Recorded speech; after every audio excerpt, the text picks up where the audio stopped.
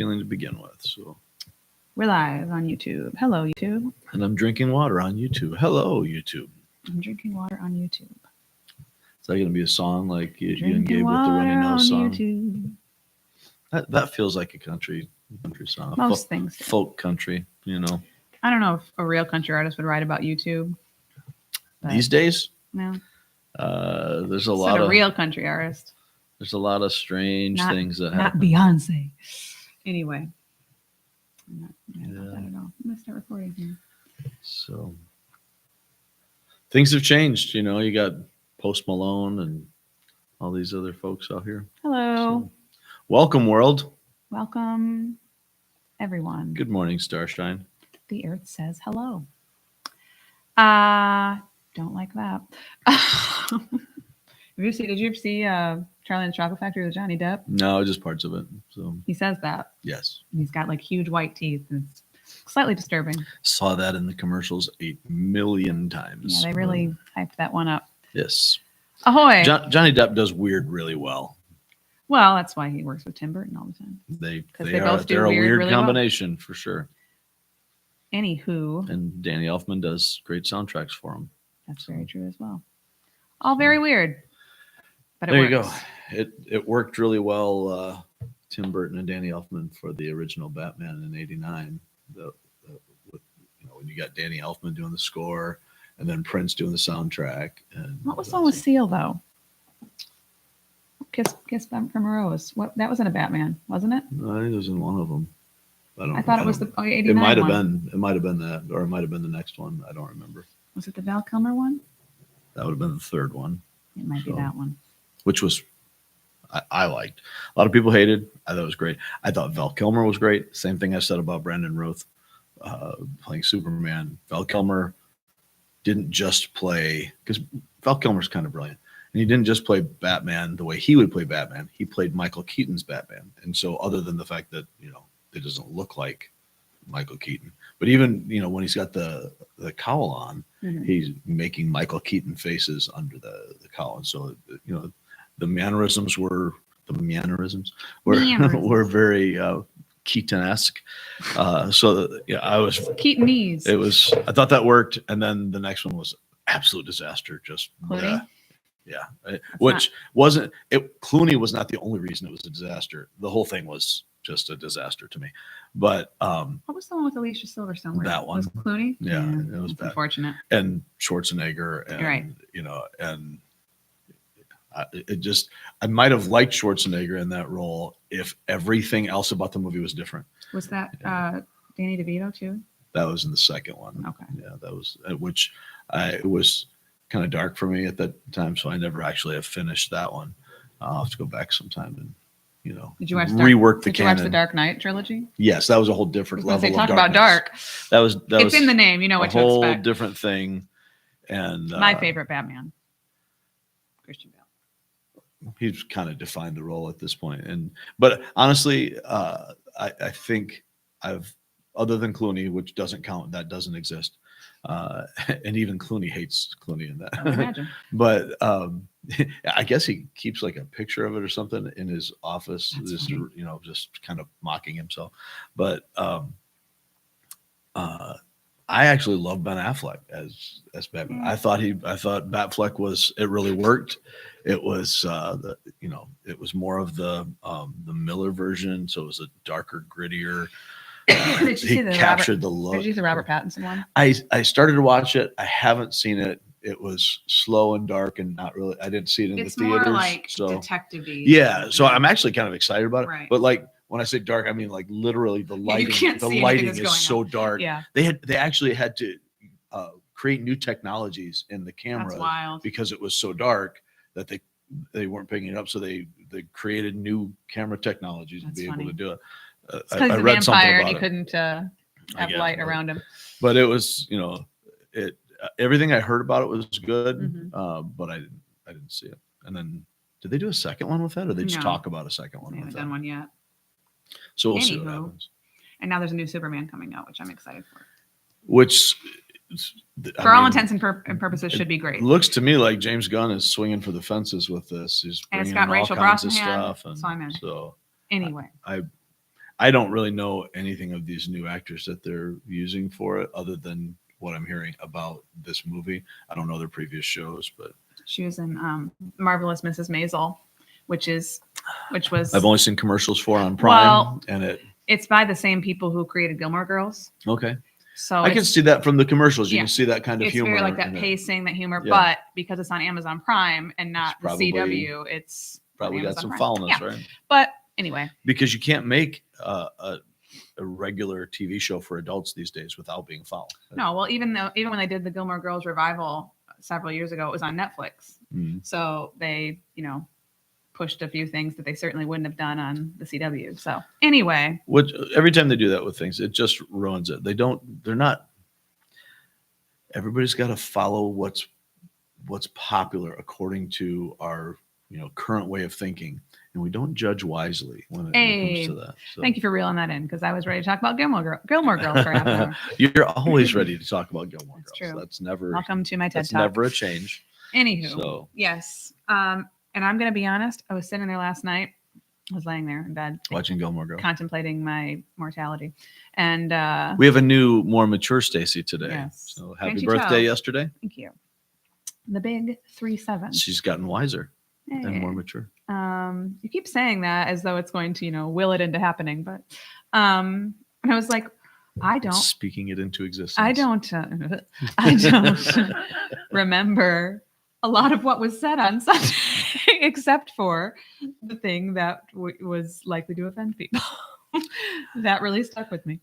I don't even know what you mean, because I very seldom say anything that offends anyone. But Well, if you don't on Sunday, you'd make sure to get it in here. So you're probably referring to the comments about our modern perspective on what we call social justice being ungodly and wrong, and yeah. So it's interesting. I just was on a related but separate issue. I was just listening to Al Mohler's daily briefing as coming in, and he was recounting. I think I missed the first part of it, so I think the Secret Serviceman that you see in the Kennedy assassination climbing onto the back of the car that gets Jackie pushed down. I think he died, and so anyway, I could be wrong about that, but in any case, Mohler was talking about the time that that guy reached out to him, because at some point Mohler had said or written something about how when we're talking about presidential assassinations, the standard of investigation, the standard of justice, it can't change. It has to be the same for all situations all the time, or it isn't justice. Sure. And so the guy contacted him and just wanted to thank him for promoting that position, that justice is justice and facts are facts, and the same standard applies for everyone. It doesn't change depending on your position, which is really a big part of what Moses is saying in this text, which is what led to some of those other comments. Because the reality is, we talk about justice all the time, but generally speaking, in our world today, it's really anti-justice. It's Right. the opposite of justice. So when we talk about things like anti-racism, which sounds on the surface like a good thing, you should be against racism, but it isn't that. That's not what it is. It's a different kind of racism. It's a new form Right. of thinking that is really rooted. So many of these things are rooted in what we would call critical theory, whether officially or unofficially, which comes out of a if not Marxist, a Marxian class struggle idea that there are the haves and the have-nots, the oppressed and the oppressors, and everybody falls into one of those two categories. And the more categories of your life that fit into the oppressed thing, which we now refer to as intersectionality, then that elevates your innate virtue, and the oppressed are good, the oppressors are bad, and therefore if you are part of one of these categories, then you are defined by that. And everything about all of that, and it applies in, we hear it most often these days about critical race theory. We talk about it in race things, but it applies in gender theory, and they have elements of critical theory, fields of study in these things. Whether you're talking about gender theory, whether it applies to your sexuality, any number of different um, genres, I guess, or areas where you apply this idea of, because you are of this class, you are good or bad. Mhm. And that is just so opposite of the biblical Christian worldview, Mm. which says partiality of any kind, bigotry, prejudice of any kind is wrong, or as Martin Luther King would say, morally wrong and sinful. We cannot, we dare not, we must not judge anyone ever by the color of their skin, rather by the content of their character. And even with the content of their character, what we're talking about when it comes to justice is fact, evidence, as we're dealing with things. So there are a lot of, and we'll see this throughout Deuteronomy, because there are instructions and rules that will harken back to Leviticus, that will spin forward into what we see practiced later on in the Old Testament, cited and quoted in the New Testament, that are the foundations, because it's revealing the heart of God, that are the foundations of what biblical, actual, real justice means. And so um, it's we've so messed up the language. Equity and equality don't mean the same things that they meant 40 years ago. They certainly don't mean the same things they meant 100 years ago. But when we're talking about, I'll use I'm going to use an explicit word that I'm not comfortable with, and it's very.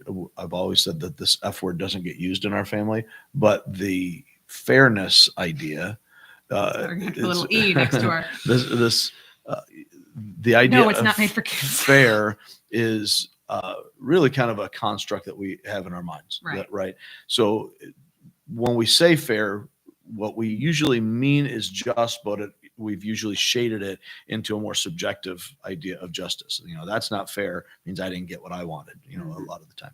But when we're talking about that idea of fairness, that there is equal justice, equal opportunity, and even equal opportunity isn't actually, Right. that's not a real thing for most people. I don't have the same opportunity as somebody born in a different context. That's never going to be the case. Oldest child, youngest child, same home, different opportunities. That's just how life is.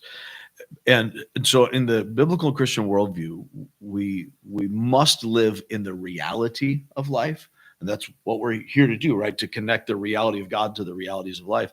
But so we don't deny reality, and we don't deny that there are inequities and injustices in the world. But we don't compensate for injustice with a new injustice, because we must consciously, actively, and with diligent effort reflect the reality of Christ, the reality of the heart of God. And so in this portion of Deuteronomy 1, as Moses, this is verses 9 to 18 that we looked at on Sunday. And as Moses is recounting for the children of Israel, as they're about to enter the promised land, and he's going to renew the covenant and redeliver, if you will, the law. He's reminding them of what has happened so far in this journey since the Exodus starts there. So, here we are, getting ready to leave. You're 40 years, after this. And so he reminds them, as we saw previously, that God said, you've been at this mountain long enough. It's time to move, to go in advance.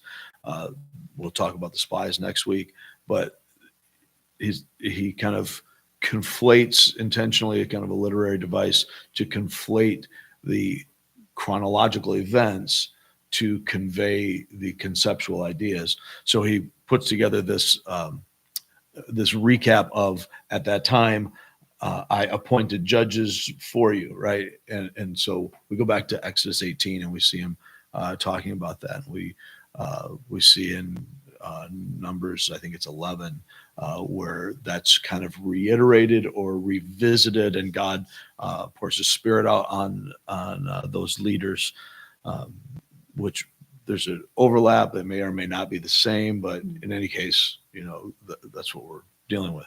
And so Moses is saying, look, when you judge, you're acting, paraphrasing here, you're acting in the place of God. And so you need to reflect God's character, which means you judge impartially in every setting. It's the same for the foreigner among you as it is for the citizen, for the person that is part of Israel, the alien that's there, the wealthy, the poor. Everybody gets the same justice. You don't give favoritism to the rich. Mm. Absolutely. And we talk about that kind of stuff a lot. And, we've spent a lot of time recently talking about our court system and stuff. And, Boo. and, I'm just kidding. the reality is, and we can deny it if we want, justice is supposed to be blind. Right. Right. We talk about that.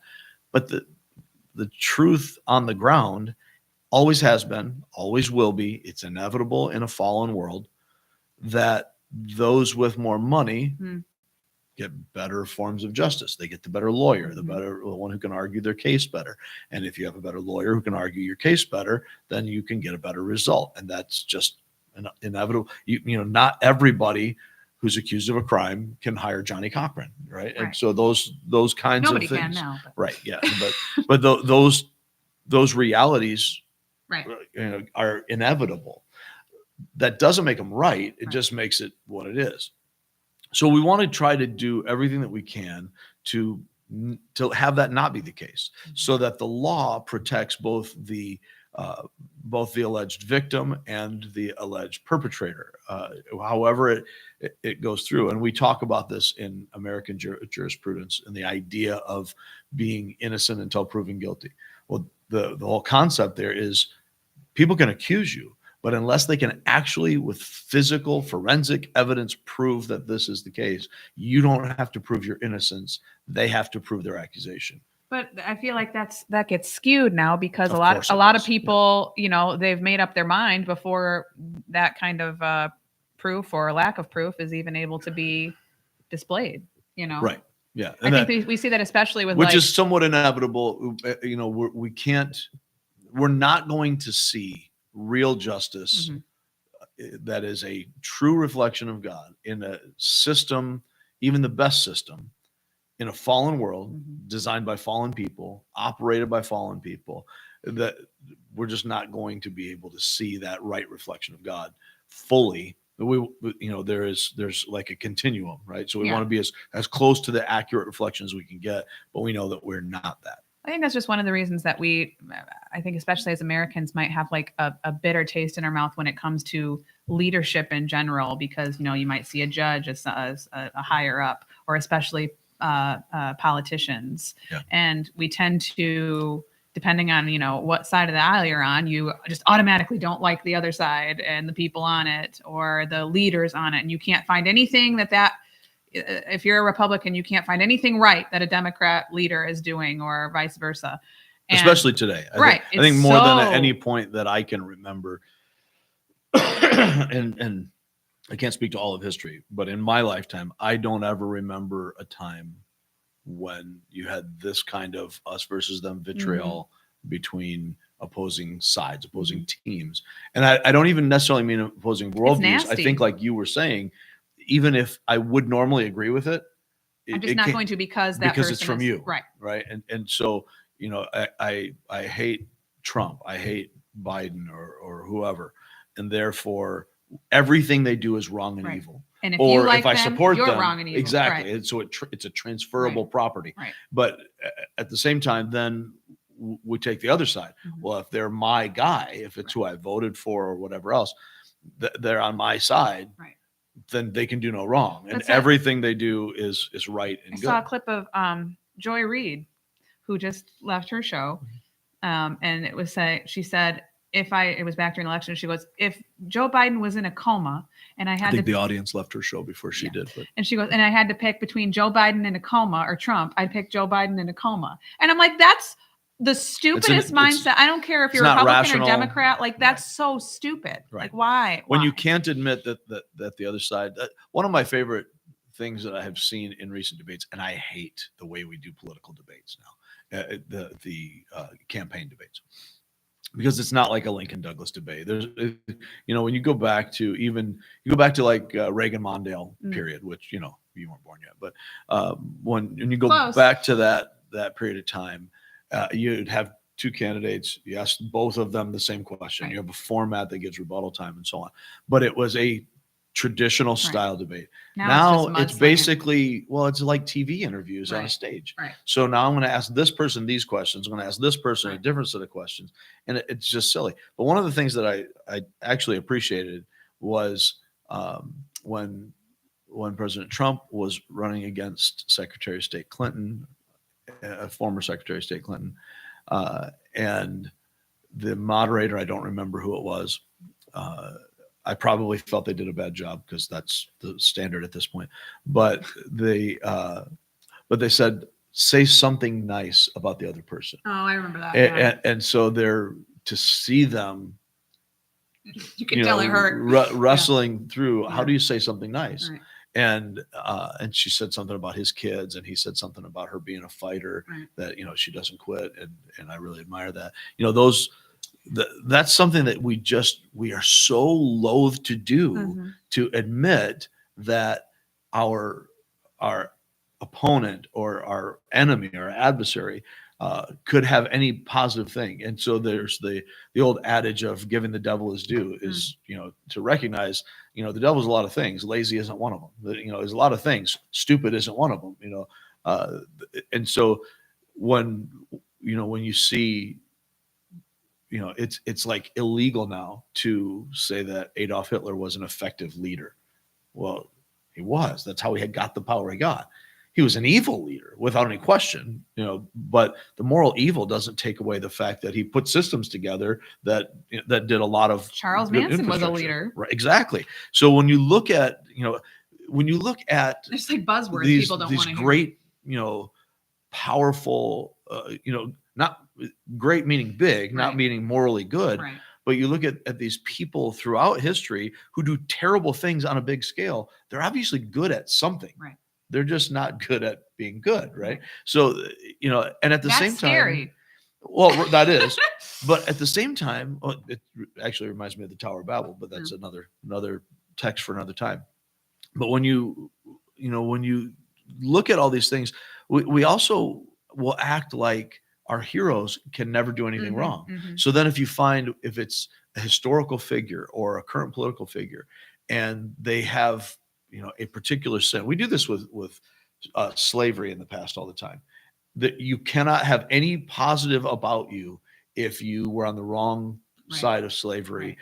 Thomas Jefferson, is either the great liberal hero of our founding fathers, or he is the great demon who was a terrible racist and all these kinds of things. Neither of which was actually true, completely, because people are people and we're all sinful and flawed. And so the biblical Christian worldview looks at things from a point of reality. God's standard doesn't change. Right and wrong doesn't change. God's word endures forever.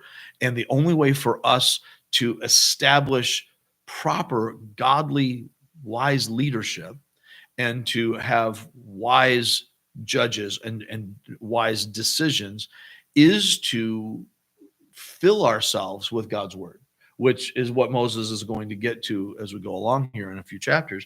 But the whole concept is judge wisely and don't fear the repercussions of that. You can't let your judgment be determined by your feelings for this person. And you can't let your judgment be determined by what you think other people are going to feel about it. When people get mad at you, this is why referees, to me, don't get paid enough. When you see referees in sporting events, your job is to make a decision that one way or another, you need to make the accurate decision, as accurate as you can be. And that half of the people that are involved here are going to hate you for it. And you need to not care, which is one of the reasons I would coach 1,000 games before officiating one. I've had to umpire a few times. I don't like it. It's not fun to me, but it can't matter you can't see the face of the person involved in the play, right? Right. If you're calling balls and strikes, doesn't matter who's pitching, doesn't matter who's hitting. Is it a strike? Is it not? Right. Period. And that's when people talk about, you know, the modern technologies and all that. I don't like technology changes in sports because I'm an old fuddy-duddy. But the truth of the matter is, if you can have an automatic strike zone that you can make that electronically called so that it's 100% accurate, well, Take some pressure off what the- you want, right. right? You Or let want things accuracy. like, you know, instant replay where they can look Right. and double check. So you can things. make it right, Right. because the idea is not who's the superstar we're trying to protect, Right. you know. But anyway, the idea of being able to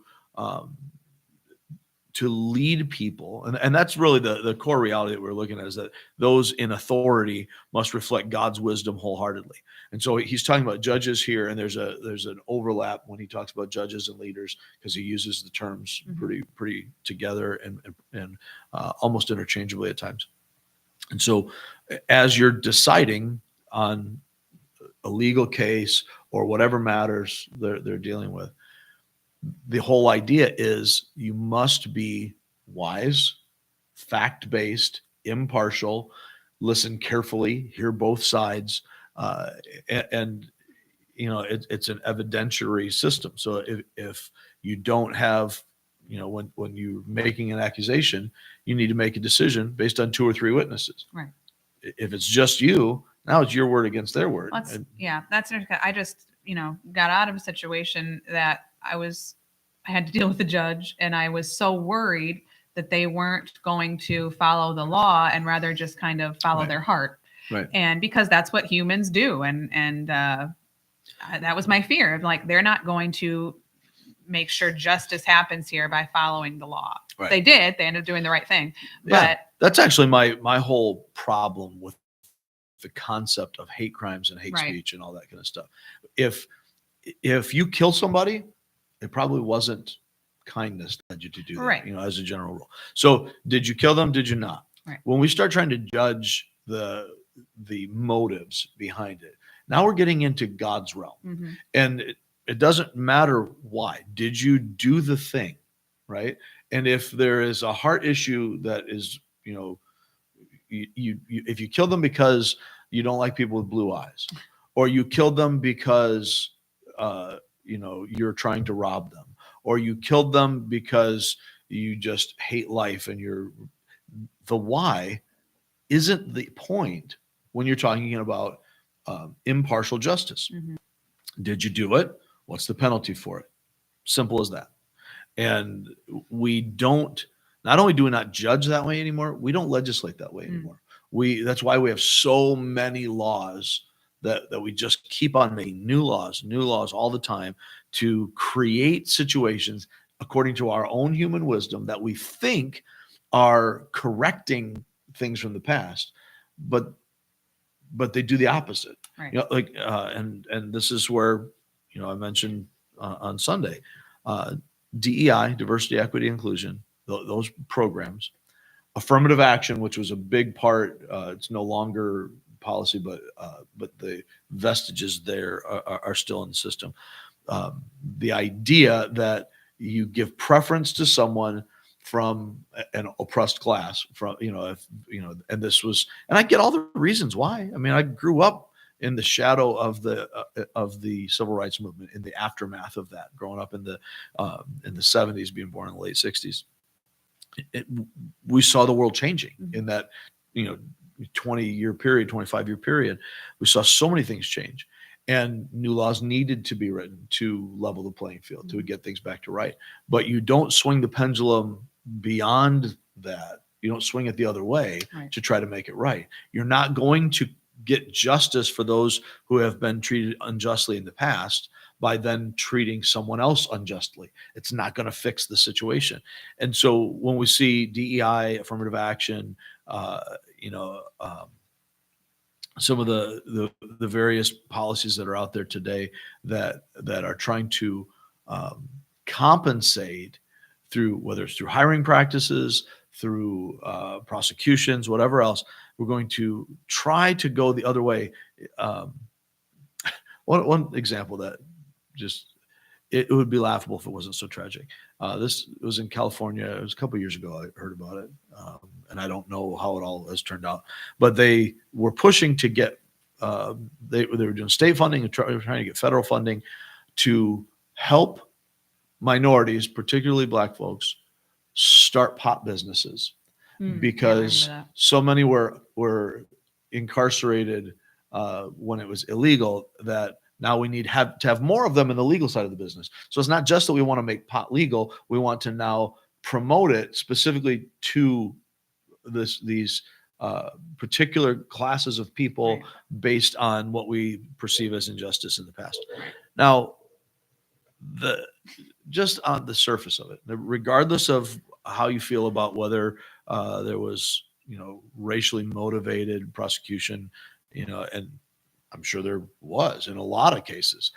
There always will be because humans are sinful. So you can make it illegal and it will still happen. Doesn't mean you shouldn't make it illegal. It means you shouldn't expect utopia because utopia does not exist. But the idea of, well, let's promote this bad thing. We're going to say it's not bad to start with.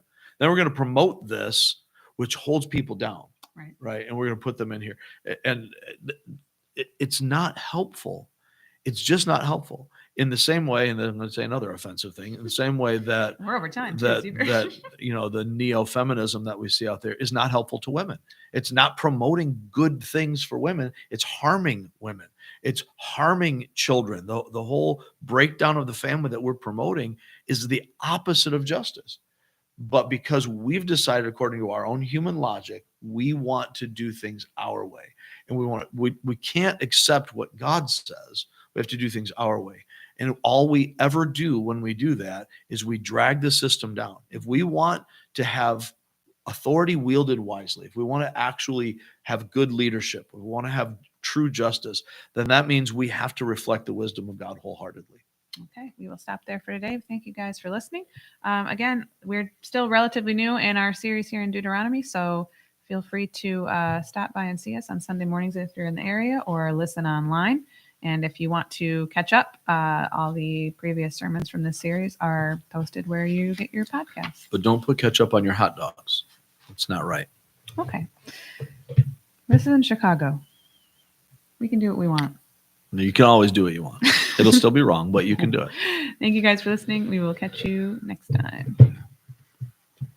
That's my hot take for the day. Hot dog, hot take. Yeah. Thanks, everybody. Thanks, YouTube. I like ketchup on a hot dog.